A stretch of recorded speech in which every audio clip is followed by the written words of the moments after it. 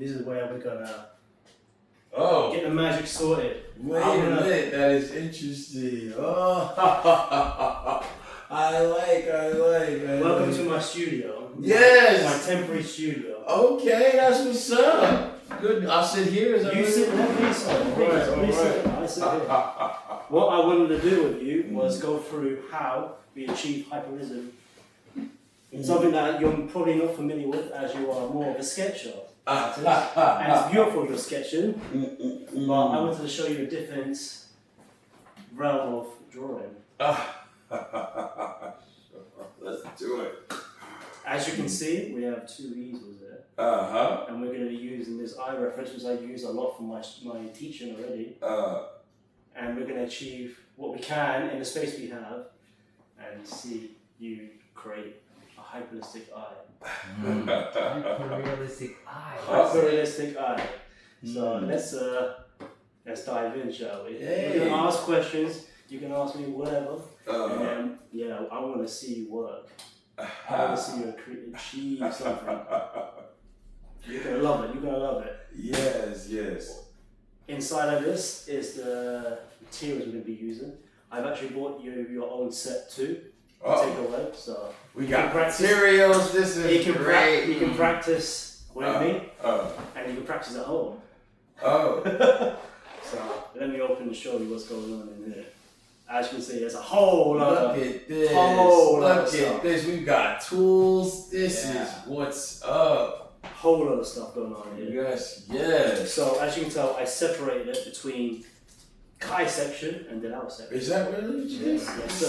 It's the same materials. I've got a little bit more because I'm the teacher, but the materials are exactly the same. So on this side, you've got the Tombow mono eraser, which is a fine tip eraser. You might have used it before.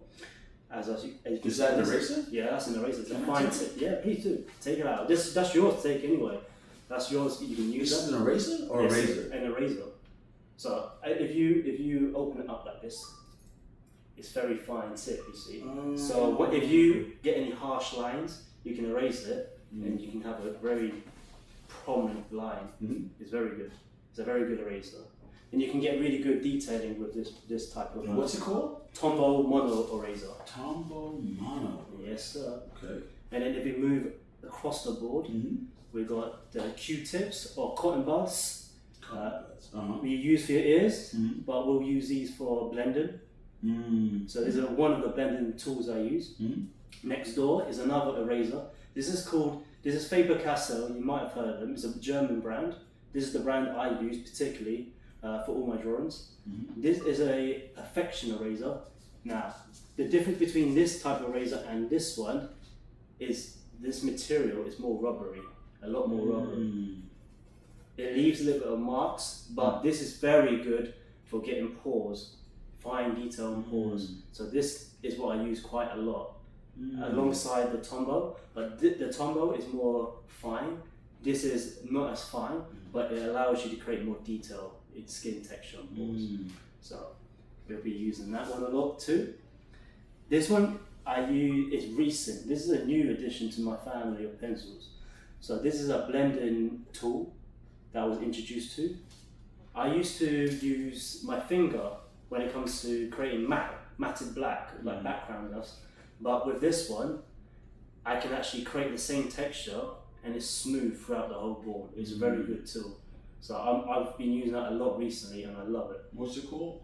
This is just a blending tool. It's like makeup brush type of tool. So it's a very cool tool. So you'll be taking that one out, obviously. So yeah, you'll love using this one. Interesting. Yes, sir. Oh, technical difficulties. Please stand by. There we go. All right. And as we move through the board, so these are the type of brushes that I use. These are silver brushes. Now, what's special about this is the hairs of this brush. It's more bristle, like a regular, not like a nylon brush. Like this one's a soft nylon. This is more bristle. So when you go on top of a paper, it can stick into the paper and into the tooth of the paper harder. So that's when you apply your graphite or charcoal, you can actually put it into the tooth and it'll stuck. stay in there. So I use that quite a lot for layering and each time for layering, okay? Same with this one. This is for a larger surface. So let's say example, on this eye drawing, for example, I would use it on here because it's a larger surface, or here because it's a larger surface. I'll use this brush. If it's a smaller surface, I'll use this brush. For example, just in the above the eyelid here, I'll use this brush. Okay. This is a soft nylon brush. You might have used it before in your practices. So this one will allow you to pick up the charcoal and go for first and second layer into whatever practice or subject you're using. So take this one first layer, and then you can apply second and third with these bristle brushes. So yeah, very cool tools to have, and these obviously will be yours to take home. Now, when you go across, these are just colored pencils. I use these only for detail and skin texture. So the type of charcoal that I use now has the same color as these type of pencils. So it makes sense to use a colored pencil that matches the charcoal. You'll see how I apply it as we get further on, and you see how it works really well with the charcoal. So these are only for detailing, okay? Nothing else, nothing more. As we come down, we have these are my bread and butter. These have been with me since the start of my artistic journey. These are charcoal pencils, not just any charcoal pencils, Conte Paris charcoal pencils. So these are very, very dark blacks, darker than any graphite pencil that you will see, and it's very valuable. So you can get matted surfaces.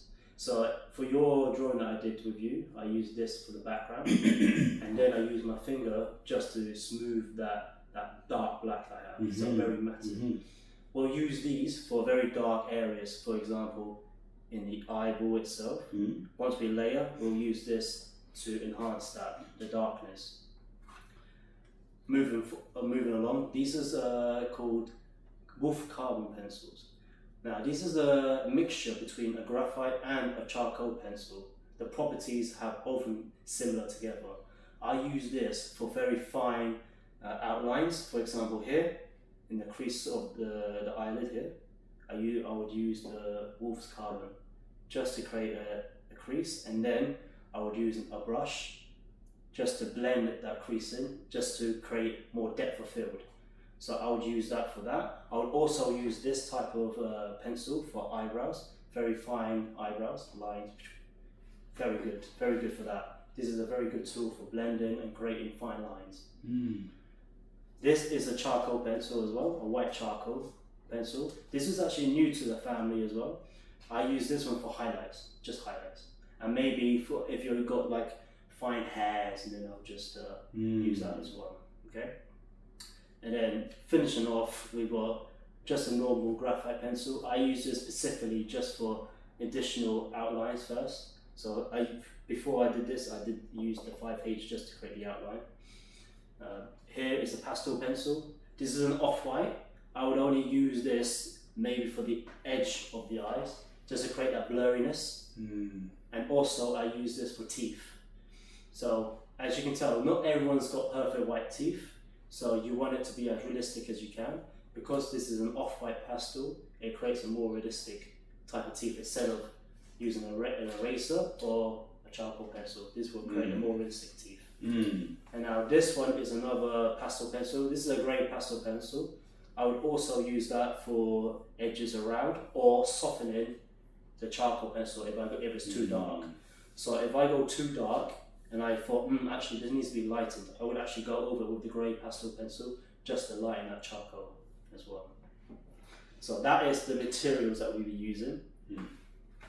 I've also got some additional brushes too, but I won't be using all of them. We'll be using this together because I only have one of it. So this is like a hand over brush. This is a very fine type of brush, as you can tell. The hairs is very, very fine tip, okay? Feel it, yeah, I feel it. So this one I'll use for the very fine, sharp lines. So I'll blend it, so I'll use the carbon pencil, then I'll blend it with this. As we start, you'll see how I use this quite a lot. So we'll be using that together. This is a blend and stomp. You probably have seen this before, or it might be called tortillion. This one I use for outlines only as well. So I'll start with the 5H and then I soften it with the tortillion. The reason why I do that is in case I make a mistake or I don't feel like the proportions are correct, I can actually erase it quite easily. So for example, I make this line like that, and then I get any eraser will do. It would actually disappear quite easily, right? Because it's soft. The mark I made is soft, so there won't be any harsh lines. If I go on too hard with a graphite pencil, as you can probably tell, you can't get rid of a harsh line. So that's why I will blend with this one for an outline. You can also use this for detailing of skin as well. Like for example, if you want to make any pigmentations, you can use this, put some charcoal in it, and then or graphite and then for any pores or skin like that. Now for the type of sharpness, this is very important because every pencil reacts differently to a sharpener. I'm actually missing one here. Oh, there it is. Right. So this one specifically is for the charcoal, this Conte Paris. This Conte Paris pencil will not fit in here or here because the nature of the lead. The lead is quite thick, so it needs to have a type of hole that's big enough and the blade has to be sharp enough to cut it in a specific way, otherwise the lead of the charcoal will break easily. You don't want that. Okay, so this is specifically only for charcoal pencils. This is also for charcoal pencil, but I've actually stopped using this one and moved on to this one because this one, because of the way it's positioned, it can break the lead too easily. So I've avoided using this one. So I've actually got you one fresh as well for you to take. And this one's specifically for only pastel pencils, so these type of pencils only. And then this one's for graphite. Graphite pencil. Why only pastel pencils? Because you can use other. Dirty? It will contaminate, and plus, I will show you. So you can put it in here, but then it will not sharpen it to the point where it needs to be sharpened. But if you put the pastel pencil in, for example, it fits nicely and it will sharpen it to the point where it needs to be sharpened to the point where you need it. So yeah, it's only for pastel pencils. But you can use it for graphite or carbon, but just be advised that it won't be as sharp as you want it to be, because that's what we need. We need sharp pencils for drawing. This is just a sandpaper. I use this for this. You might have seen this. It's an electric eraser. You use the sandpaper just to get that more nice and sharp, and the tip of it sharp, like that. Just like that. Nice, good. You can use this for the graphite pencil to sharpen it too. Totally up to your preference. And now this is a putty eraser. Now I don't know if you've used this ever before. Uh-oh.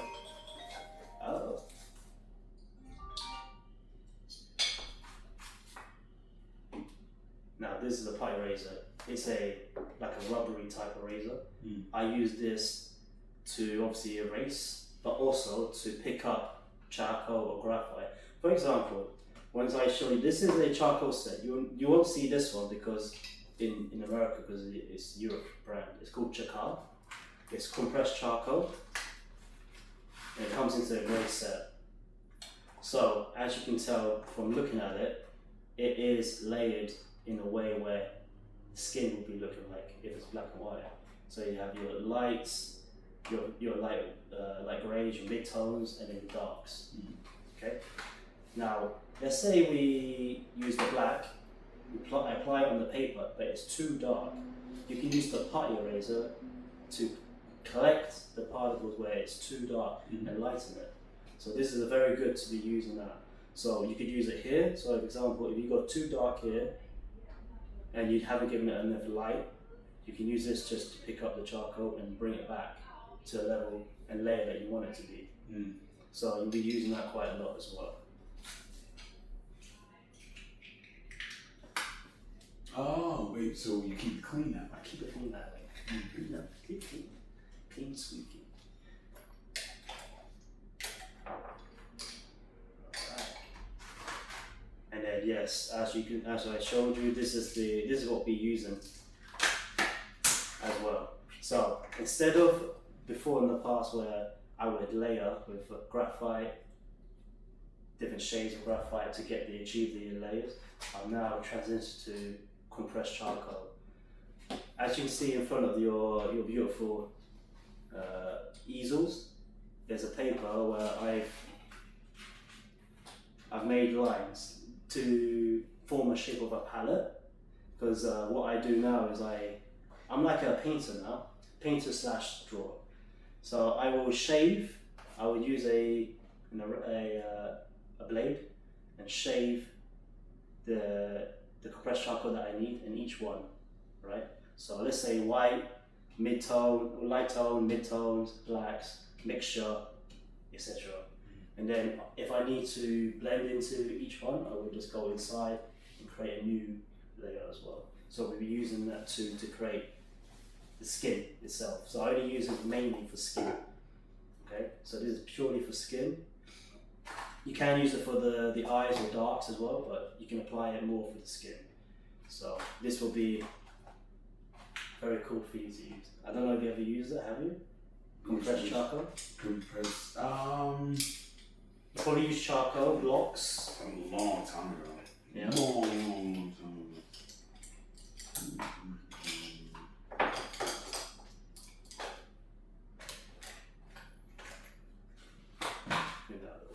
So that ends the conclusion of the material. He said the materials. The materials. There's a lot of materials but they all have their uses. Yeah, when it comes to creating hyperrealistic portraiture, as you can tell from the bull and the dragon. Do you have any questions? You do your preliminary drawing with H-lead, or is it So we won't be using this much at all actually. The H is only usually for outlines. I would use. Now that I've transitioned into using more charcoal, I won't need to use that. I might use matted pencil instead of graphite matted pencils. what's a matted pencil? So Faber-Castell 2 years ago created a new line of pencils. This type of pencil is more matted, so it doesn't have the same shine. Exactly. So when you finish product, when you display it, it won't have that light won't have any shine to it, so you can actually see clearly what you draw. Yeah. So that's what I'll use as well. So I'm gonna go through it with you. We're gonna do it together as we go through, and I think at the end of it, I think you're gonna create something that's special, and a realistic eye that's special. So. Well, this is great. We get a chance to see how the master does this. Oh, the master. Oh, yeah. Dopeness. At the end of this, I've got some presents as well to give you. Oh, snap. But we'll talk as we go through, and then you can ask me questions, and okay. you can, First, please. Your first tool Exactly. selection. So my first tool will be the Wolf's Carbon. Mine's a little bit small because I obviously overused it, but it's going to be the B grade. So you have the B grade right there. Now, if it's not sharpened enough, you have a little bin here. You tell me if that's sharpened enough. That should be. That's brand new. You use a sharpener on that.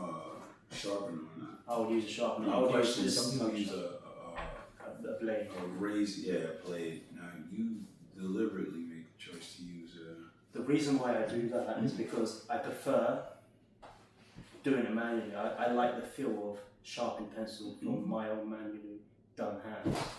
Like, I don't know, it's the same. It doesn't have the same satisfaction when I sharpen with a blade. So when I like the manual labor of it all. It gives me more satisfaction. So yeah, we'll be using the Wolf Carbon B just to create line of the crease of the eyelid there, just here. So I've got another piece of paper here for you just to lean against if you want to as well. Thank you. You're welcome. I supply. Right, let me show you. Let me see if mine's sharp enough. Yeah. So what we do is we start like this. You see how dark that already is.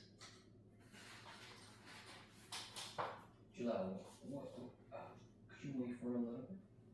This is going to be a really important scene. Oh shit! I'm sorry. I'm so sorry. No, you can. Okay. Yeah, that's sharp.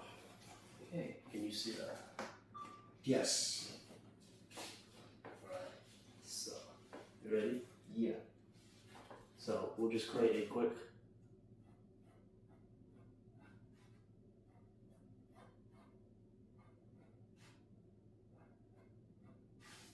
Line like that. Right. And then what I do is get in the handle of a brush, I will define that line and blend it. So sharp as that line. Like so.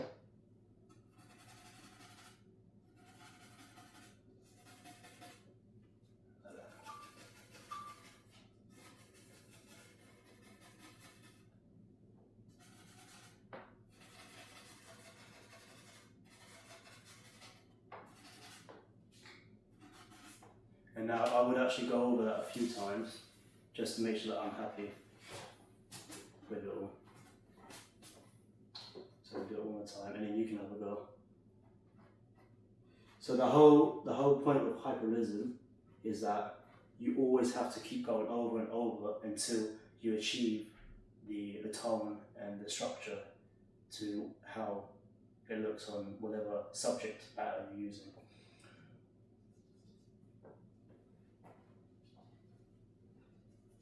With all of the references I use, I don't tend to always copy it. I just use it as a guide, right? So you can play around and you can manipulate how you want it to look. Especially if you're practicing or you're showcasing the skills, it doesn't have to be exactly like the reference. Otherwise you will be here all day trying to perfect it to the point where it looks like a photograph, but in theory, what we try and achieve is the essence of the photo to our skill. So as you can tell, I've created a nice little sharp line and blended it with just and it's already looking like it's kind of popping, if you can tell.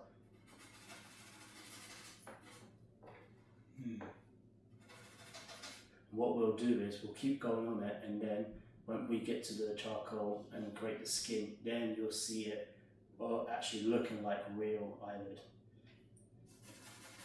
So did you want to give it a go with your own B grade carbon pencil? So technically, I think I would want to put a light here. So, yeah. so if you didn't forget your. So I can Okay, see, then but go back to no, Is it's it okay. a It's car? okay. Yes, It's yes. Okay, no, it's okay. But because I want this to be perfect. it's not gonna be perfect. But Hold on, it will be perfect. well, I say this to say that being able to see is really important. I noticed, yeah. So You need more natural light? We need a light. No. Yeah, It's fine. alright. No, because if I want to do this, Yeah. we're gonna cut this bit by the way. Uh, this conversation. But if we're gonna do this, I'd rather you be able to see, because otherwise it would actually not be any point. Because you want to achieve the best you can, and if you can't see it, you want to achieve the best you can. If you don't mind. Yeah. Sorry. I'm being harsh now, but it's true. I want you to do the best you can with. And if you can't see, there's no point. Well, Because you won't be able to understand it to the point where it needs to be done, because you only do it 50%, because you only can see 50%. No, you're looking. See, that's already telling me you're gonna.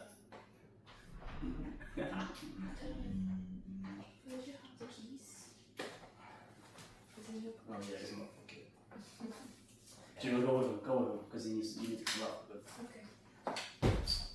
Okay. Should we pause it? Or? Yeah, let's pause it. Now, I noticed Yeah, we can talk now. you're starting, like, seeing here, Yes. seeing here. I believe there's. Yes, I created the same. When I did the outline, I created the same. So you can do the same. Yeah. So technically, yeah. Yes. I want to be able to see.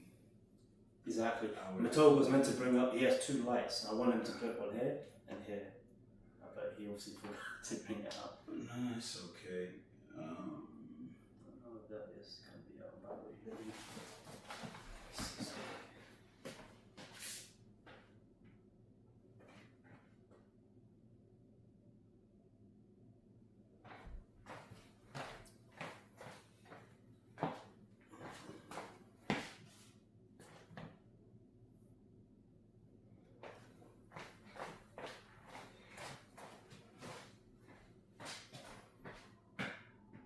And I noticed you started by observing these.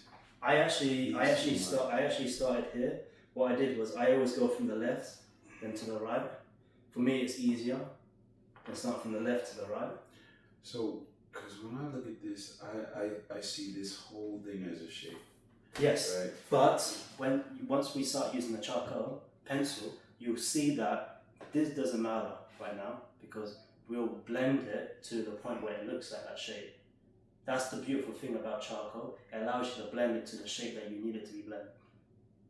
You'll see what I mean as we progress through it. Because that is a shape. That is a shape here. That's like a rectangle, right? It's so funny because. So I haven't finished it because I see yours is more pronounced than mine.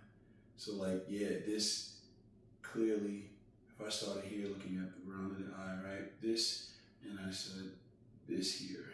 So from here to here, and if I would have just captured that, and now I'm following this iPad, I see this. I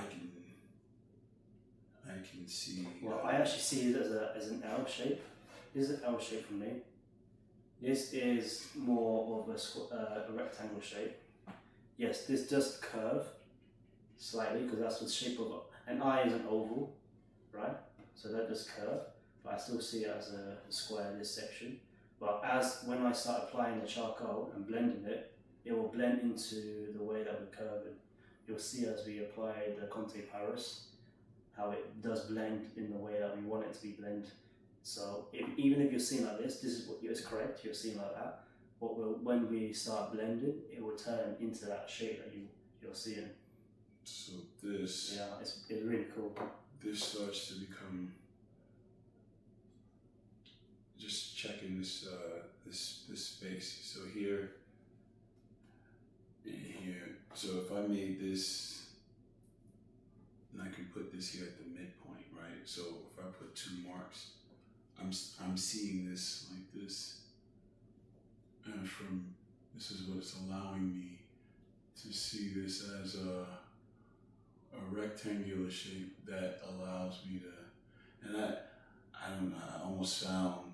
I hear where I'm sounding right now. It sounds just so technical that I probably would not. I would abstain from saying this out loud.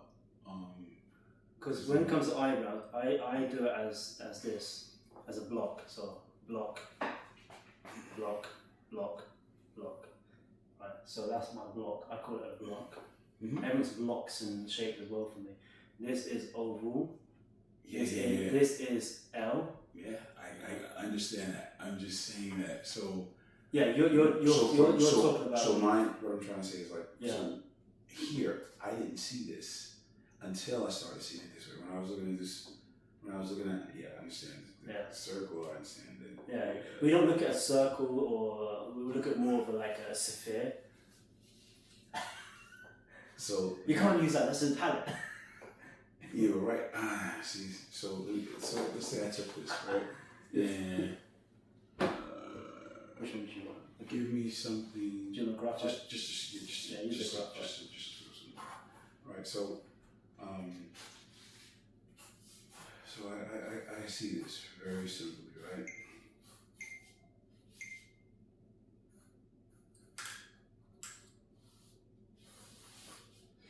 And I can see very simply where these things are.